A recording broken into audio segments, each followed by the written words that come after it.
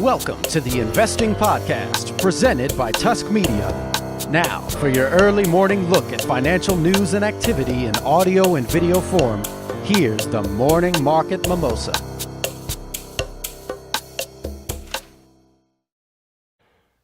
Good morning, everybody. Welcome back to the Investing Podcast, presented by Tusk Media. It is Monday, July 5th, 2016. Hope you guys had a great long weekend.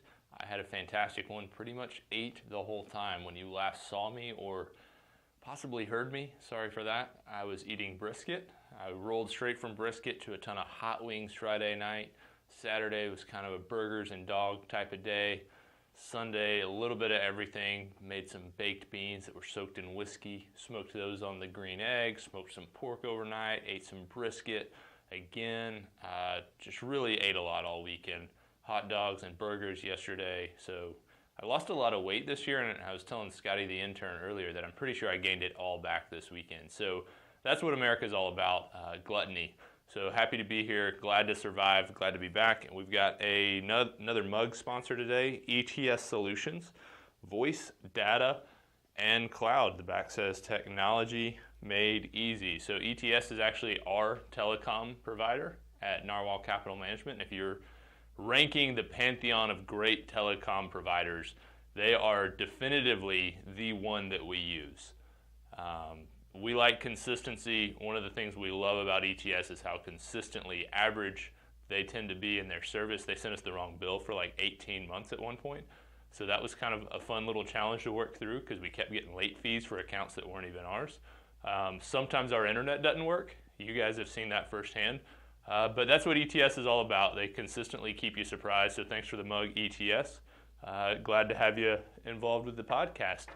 Let's jump in right now. Futures. Not a great start for the market this week. Everything's down just a little bit. Again, it's Tuesday, but it is the first trading day of the week. The Dow is down about 56 basis points, so not a whole lot, but about 0.5%.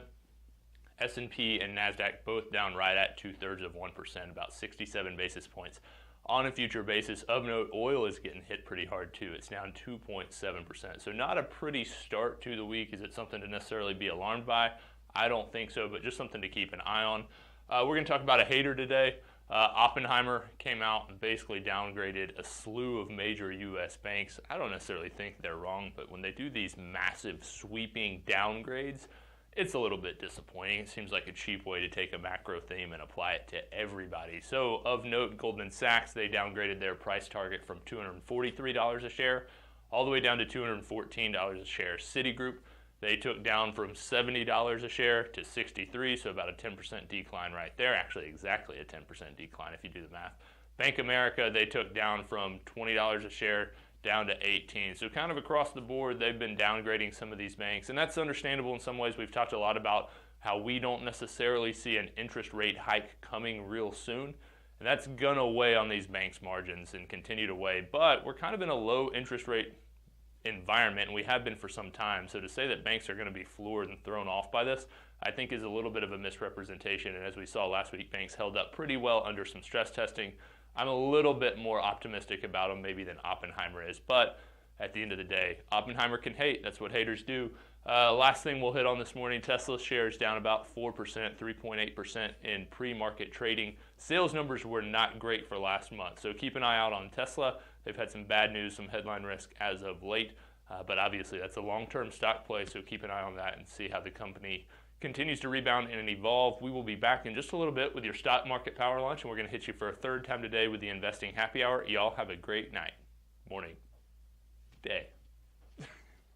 Tusk Media is a subsidiary of Narwhal Capital Management. Ratings and reviews of Tusk Media content are not to be construed as endorsements of opinions, analysis, or services offered by Tusk or its parent company. The opinions and predictions shared here are our professional beliefs at the time of publication. We are not under duress from any of the corporate entities mentioned. This is not a solicitation to take any particular action. Although we are investment advisors, this information should not be considered investment, legal, or tax advice. We strive to be as impartial, insightful, and accurate as possible. We base our opinions, analysis, and calculations on information we believe to be reliable, but we cannot guarantee its accuracy. We can, however, guarantee that our opinions will sometimes be flat out wrong due to a variety of factors. Employees and clients of Narwhal Capital Management may or may not hold positions in the securities detailed and may or may not hold these positions in the future. A full list of all securities purchased, sold, or held during the 12 months preceding the date of this publication can be provided upon request. Unless otherwise noted, all data accessed via MarketWatch or the Bloomberg terminal. Past performance does not guarantee future results. A copy of Narwhal's Form ADV is available at the SEC's website, www.advisorinfo.sec.gov, or from Narwhal upon written request.